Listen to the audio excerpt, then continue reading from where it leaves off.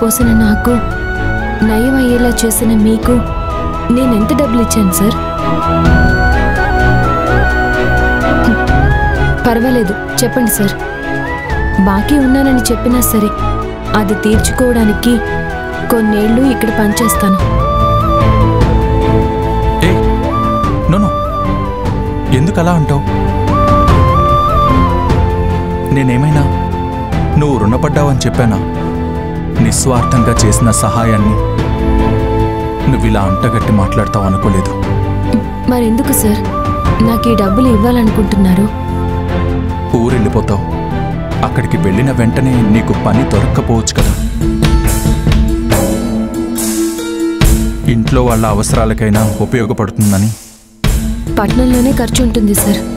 పల్లెల్లో మాట ఖర్చు మాత్రమే ఉంటుంది. ఎలా ఉన్నావని పలకరిస్తే నువ్వు తిన్నావా లేదా అని అడుగుతారు. సిటీలో అలా కాదు సార్. 3 రోజుల నుంచి పస్తులున్నావని చెప్పినా డైటింగ్ చేస్తున్నావేమోనని అదేదో గొప్ప విషయం అన్నట్టుగా భుజాలు ఎగిరేస్తారు. పల్లెకి పట్టణానికి తేడా అది.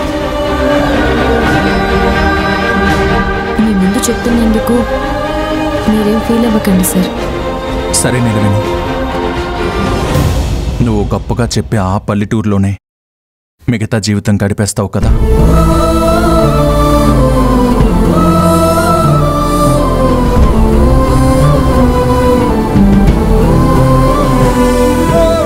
ఈ డబ్బు తీసుకుని వెళ్ళు.